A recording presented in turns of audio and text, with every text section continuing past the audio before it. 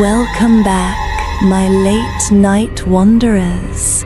It's Blair. Tonight's story comes from a listener who thought he'd found the perfect gift.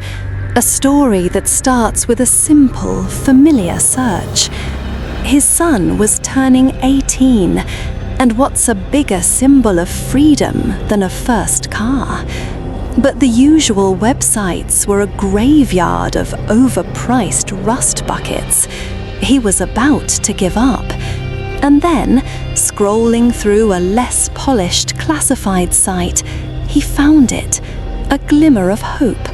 A 2003 Toyota Camry, only 67,000 miles, for just £3,500. It was impossible. A deal that screamed scam, but the hope was too strong. He called the number. A man named Bob answered, sounding perfectly normal, maybe a little old-fashioned.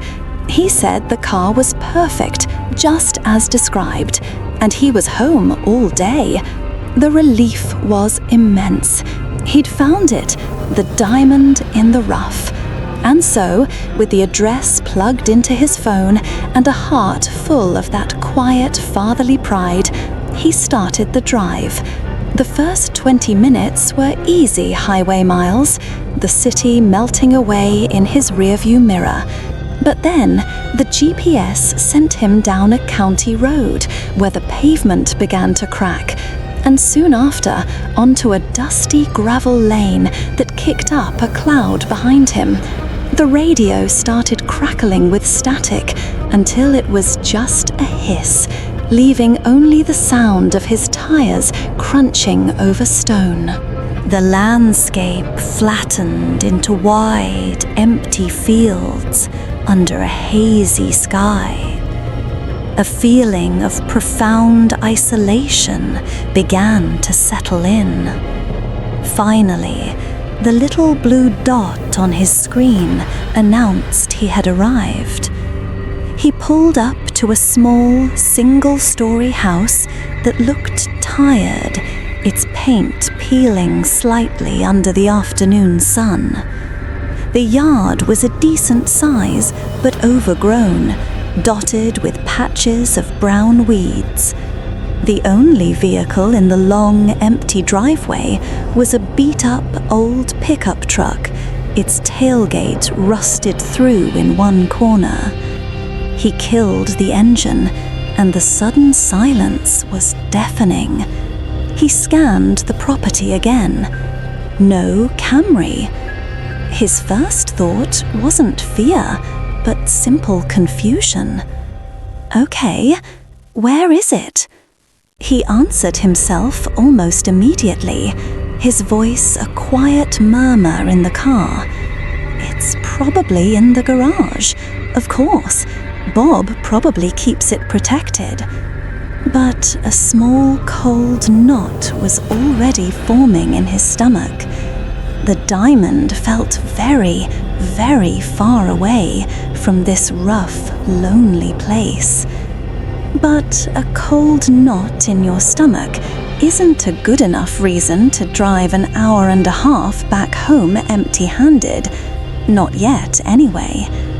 He forced a breath, his own logic pushing back against the primal warning signals firing in his brain. It's in the garage, he repeated, this time with a little more conviction. He opened the car door, and the illusion of safety vanished. The air was cool and smelled of damp earth and decaying leaves. The silence here wasn't peaceful, it felt watchful. His boots crunched on the gravel as he walked towards the detached garage. The building leaned slightly, as if tired. He reached the large roll-up door and found no lock, just a simple, rusted handle. With a grunt, he pulled. The door protested with a long, metallic groan, the sound unnervingly loud in the quiet air, before it reluctantly rattled upwards. He peered into the gloom. The space was empty of any car, but it wasn't empty. Along the back and side walls were parts, an unusual amount of car parts. His mind, still trying to find a normal explanation, suggested mechanic, but this wasn't a mechanic's garage. It was a graveyard. A pristine blue driver's side door from a Honda Civic leaned against a stack of tires. Next to it, a silver bumper from some kind of Ford truck. A single, cracked headlight from a station wagon stared up at him from the floor like a dead eye. There was no order of make or model, just a collection of pieces. It looked less like a place where cars were fixed and more like a place where they were taken apart. A cold shiver traced its way down his spine. This felt wrong, deeply wrong. He slid the heavy door back down, the final thud echoing with a sense of finality. He turned to the house itself. Time to talk to Bob. The front porch steps creaked under his weight. The paint was peeling, and a dead fern sat in a plastic pot by the door. He looked for the doorbell, and that's when he saw it, or rather, didn't see it. The plastic housing for the button was there, yellowed with age, but the button itself was gone. A small, dark, empty hole stared back at him. Just wires. "Okay," he whispered to no one. He raised his fist and knocked.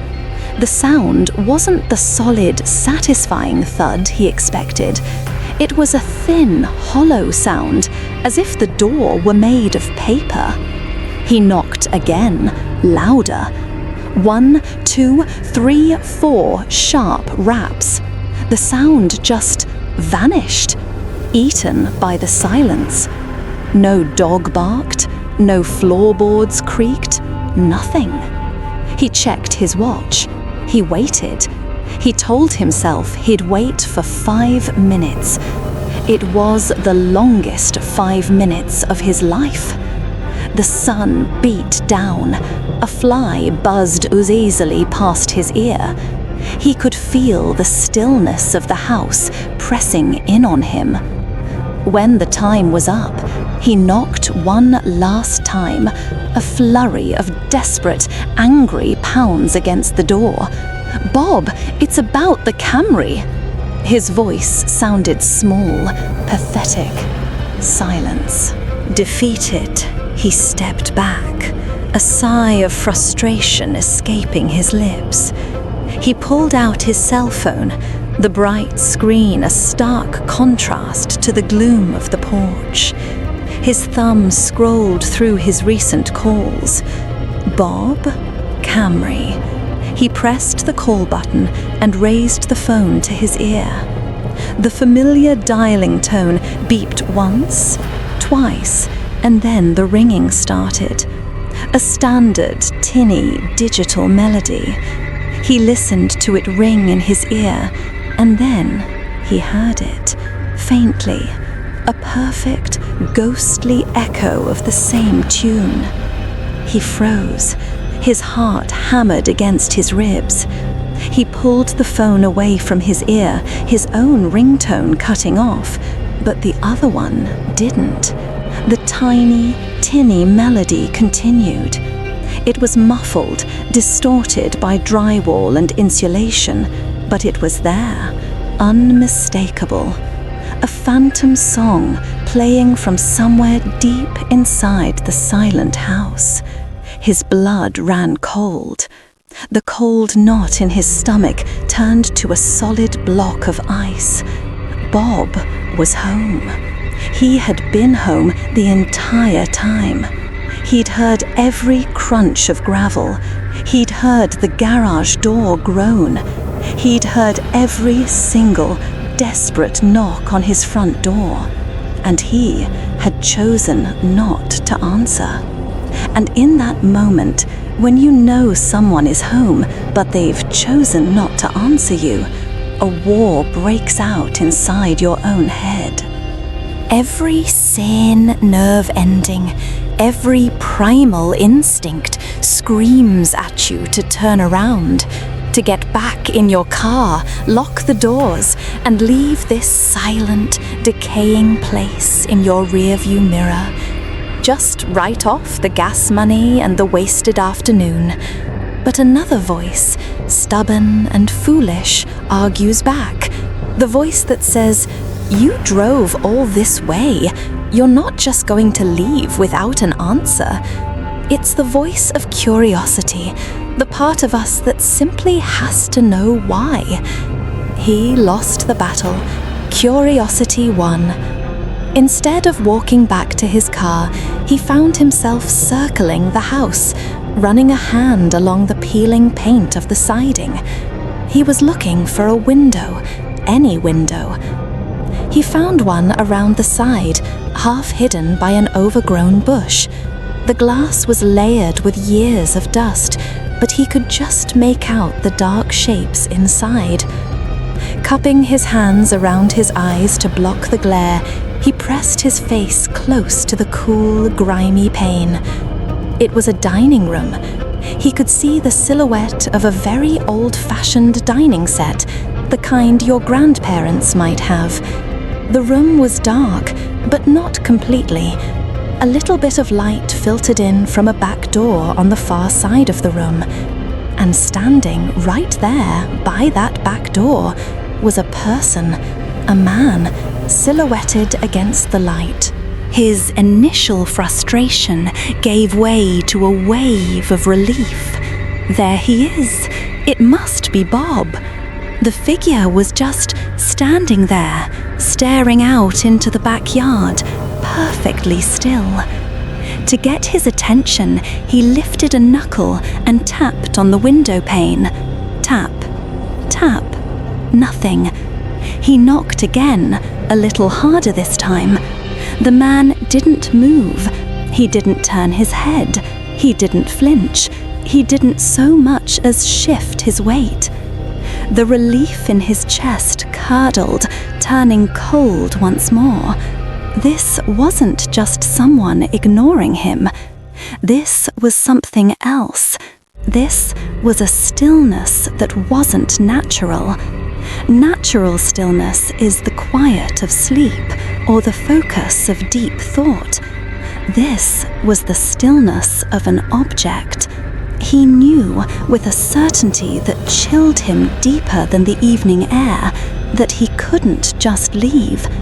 The unanswered questions were now hooks that had sunk too deep. He had to know. Taking a steadying breath, he stepped off the gravel driveway and began to walk around the side of the house, his boots sinking into the soft, damp earth. Every crunch of a dead leaf underfoot sounded like a betrayal of the absolute silence. This was no longer a business transaction. It was a transgression. He felt the primitive fear of being a trespasser, a feeling that prickled the hairs on his arms. The woods pressed in on his left, a wall of impenetrable black, and the house stood to his right, a dark, sleeping beast. He felt utterly exposed, caught in the open between two kinds of wilderness. He rounded the back corner of the house, and his breath caught. There was a small wooden deck, maybe 10 feet square, with a sliding glass door. And standing just inside that door, illuminated by a single weak porch light, was the man. Closer now, so much closer. From here, the wrongness wasn't just a feeling, it was a collection of facts. The yellow light cast a strange waxy sheen on the man's skin. It was like looking at a figure in a museum, perfectly crafted, but missing the subtle, chaotic flush of life. He could see the pores on his face, the faint stubble on his chin, but there was no color beneath the surface, no blood in the vessel. The man's denim jacket hung on his shoulders with a rigid perfection, a crispness that even new fabric doesn't hold. It wasn't draped, it was arranged. He took one more hesitant step, his feet now on the damp wood of the deck, and his gaze locked onto the man's eyes. They were open, staring out past him into the dark backyard, but they weren't seeing it. They had a glassy, perfect depth, like two brown marbles polished to a high shine. They reflected the porch light in two identical, unblinking points. There was no flicker of thought, no scan of the environment, no hint of a soul residing behind the lens. Just two glass orbs fixed in a permanent, vacant stare. His mind began to short-circuit, desperately trying to route the input to a logical conclusion. A prank? A very, very strange and elaborate mannequin? Was this Bob's sick idea of a joke to scare off people he didn't like? But his gut, his deepest animal instinct, was screaming at him, the absolute lack of breath. You can't always see a person breathe, but you can feel their presence. You can sense the tiny, constant micro-movements of a living thing. This was the opposite. This was a monument to stillness, an idol of inertia. He stood there, his own heart hammering a frantic rhythm against the profound silence of the figure before him. The car parts, the low price, the phone ringing inside an empty house, the lure, the trap, and this trophy.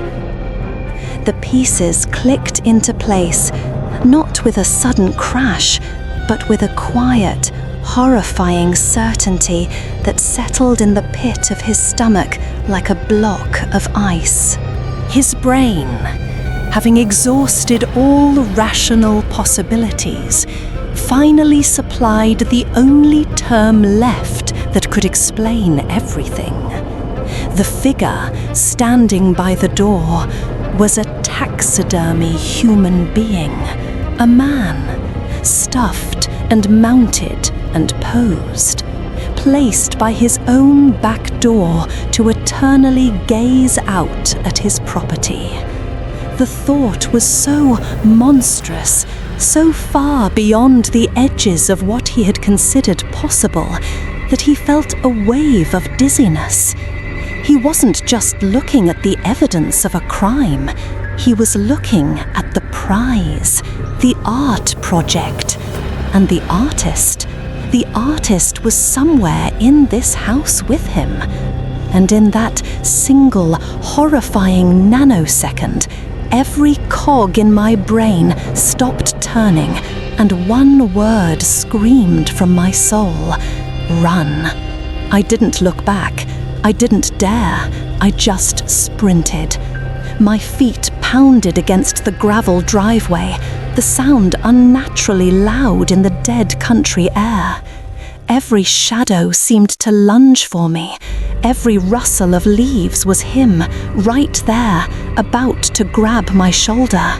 My lungs were on fire. I scrambled into the driver's seat, slamming the door so hard the frame rattled. My hands were shaking too violently to work. I dropped the keys on the floor mat, a pathetic whimper escaping my throat as I fumbled for them. It felt like an eternity before I finally jammed the key into the ignition. The engine roared to life. The the most beautiful sound I had ever heard. I threw the car into reverse, tires spitting rocks. As the car swung around, my eyes were drawn, against all reason, back to that front window, the one I had peeked through. And my blood froze. The blinds weren't flat anymore. Right in the middle, I could see two of the slats bent open, creating a dark, narrow slit. I couldn't make out a face. I didn't have to. Somebody was at that window, watching me go. I didn't stop driving. I don't think my foot lifted from the accelerator until my own car was parked safely in my own garage, doors locked, every light in the house on. The entire drive home was a blur, just a series of streetlights streaking past the window. But my mind was painfully clear. It was replaying every single moment, connecting all the terrible dots. There was never a 2003 Toyota Camry. Not for $3,500, not with that kind of mileage. It was just a lure, the perfect bait, cast into the digital ocean, waiting for someone like me to bite. Someone who thought they'd found a deal too good to be true. And the garage, that graveyard of mismatched bumpers and doors, my blood runs cold thinking about it now. Was he taking cars apart? Or was he putting them together from the vehicles of other people who answered the ad? All I know for sure is that when I walked around to that back porch, I wasn't just walking into a mystery. I was walking into a showroom. And that night, I was very, very close to becoming another lifeless statue, staring out that man's back door for the rest of time. The story, as it was sent to me, ends there, but the questions don't. What do you think his real plan was with all those car parts? Let me know your darkest theories in the comments below. If you want to hear more stories that will keep you up at night, make sure you like and subscribe. These whispers in the dark have a habit of disappearing, so hit that notification bell. You won't want to miss the next one.